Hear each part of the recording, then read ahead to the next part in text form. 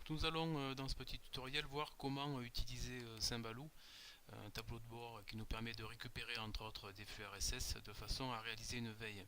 Donc on peut taper Symbaloo dans un moteur de recherche et se rendre sur le site. Par défaut, donc on tombe sur cette page. Il faut s'inscrire, donc on va s'enregistrer sur le site. Vous cliquez sur enregistrer et puis si vous n'avez pas de compte, vous cliquez sur en bas créer mon compte. D'accord, il vous faut remplir votre nom. Bon, là je prends un nom fictif. Donner une adresse mail par contre importante qui soit valide. Et un mot de passe que vous allez utiliser pour vous connecter à Symbaloo. Vous acceptez les conditions, vous créez votre compte. Donc Symbaloo vous a envoyé un mail en fait, qui va vous permettre de vous inscrire. Il est important de vous rendre sur votre adresse mail et de répondre à ce mail. Ça a une importance puisqu'il faut être authentifié pour pouvoir partager le tableau de bord avec cette icône là qui sera active quand vous aurez validé votre compte. Voilà. Donc moi en fait je vais me connecter avec mon compte habituel. Donc une fois que vous êtes sur Symbaloo et que vous êtes connecté, il vous suffit de faire connexion, de rentrer votre adresse mail que vous avez donnée lors de l'inscription et du mot de passe que vous avez donné. Voilà. Si vous cliquez sur me garder connecté, à chaque fois vous serez connecté automatiquement. Donc là je suis sur un tableau de bord où il y a plusieurs éléments. Sur ce tableau de bord en fait on va pouvoir noter des flux RSS. Si je clique sur une case flux RSS qui se reconnaît avec ce petit pictogramme ici, et bien les flux RSS s'affichent au centre de l'écran. Et bien sûr, une fois qu'on a ces flux RSS, il suffit d'aller sur sur l'article qui nous intéresse. Mais Symbaloo, ça peut aussi être l'occasion de mettre simplement des liens vers des sites qui nous paraissent intéressants. Donc si on clique sur ce lien-là, eh bien on va être redirigé sur le site. Donc on peut utiliser aussi bien ce tableau de bord pour marquer des sites internet intéressants ou récupérer des flux RSS. Notamment, donc on est d'accord, si on clique sur le flux RSS, on n'a pas besoin de se rendre sur le site, il suffit de choisir directement l'article qui nous paraît intéressant.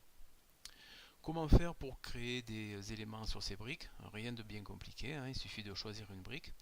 On clique sur ajouter ici et on va créer un bloc. Pour créer un bloc simple qui renvoie vers un site, il suffit de mettre l'adresse du site http://lemonde.fr par exemple. On stipule que c'est un site web.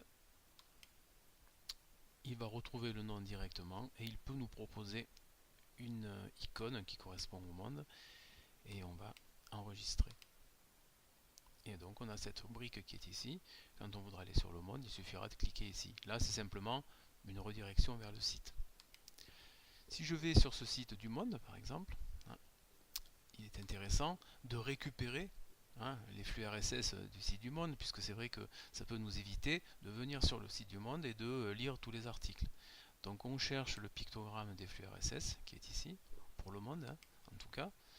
On clique sur ce pictogramme et le monde va nous proposer toute une série de flux RSS. Si on est intéressé par exemple par l'immobilier, je me positionne sur le flux RSS et je copie, ici, et je copie l'adresse du lien. Donc je copie l'adresse du lien, je retourne sur mon tableau de bord Symbaloo, je me mets sur une autre case, je vais créer un bloc, je colle l'adresse. Cette fois, ce n'est plus un site web, c'est une source d'actualité, c'est un flux RSS, il a trouvé, il le met ici. Donc on peut afficher le texte ici, ça sera peut-être plus simple, et on enregistre. Quand ce flux RSS est dans le bloc, en cliquant sur le flux RSS du monde immobilier, on a ici les derniers articles intéressants qui concernent l'immobilier. On n'aura pas à se rendre sur le site du Monde et de lire l'ensemble des articles qui concernent l'immobilier, hein. On aura simplement un résumé en fait des divers sites, des divers articles les plus intéressants. Voilà. Pour aller sur l'article sur les détecteurs de fumée, il suffit de cliquer dessus et on est directement redirigé sur l'article sur les détecteurs de fumée. Voilà. Voilà l'intérêt essentiel de Symbaloo. L'intérêt donc de mettre ici des liens vers des sites intéressants ou de mettre des liens vers le flux RSS qui nous intéresse. On pourrait aussi, si on voulait, en cliquant sur ajouter ici, rechercher des blocs qui pourraient déjà exister. Hein.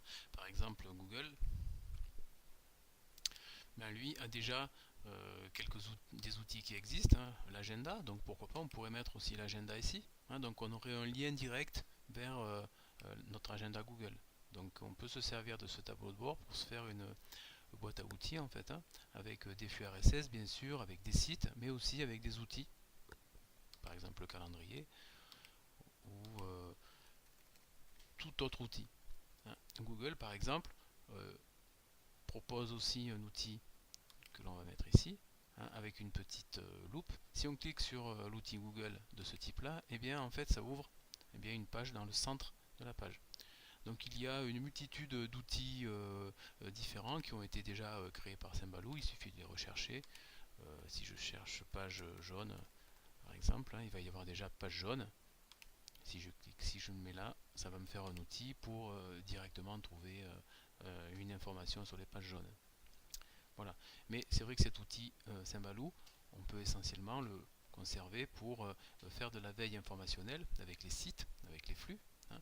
Mais on peut aussi également mettre en place des outils différents. Voilà. Donc on verra dans la vidéo suivante comment justement conserver l'ensemble de ces flux RSS. Puisque ces flux RSS, on voit bien ici, hein, par exemple sur le site du e-commerce, ils ont été faits à 15h51 aujourd'hui. Ils ont été faits à 15h51, il y en a d'autres à 16h11, etc. etc. Euh, le problème qui va se poser, c'est comment est-ce qu'on va faire pour conserver l'ensemble de ces documents. C'est-à-dire que si je clique là sur le document AXA déploie son environnement digital, voilà, donc voilà, c'est très bien, j'ai le document, mais comment est-ce que je vais faire pour pouvoir le conserver et pouvoir le partager? Donc la solution, c'est d'utiliser Digo, hein, donc un service qui va nous permettre de conserver les signets. Mais ce sera l'occasion d'une autre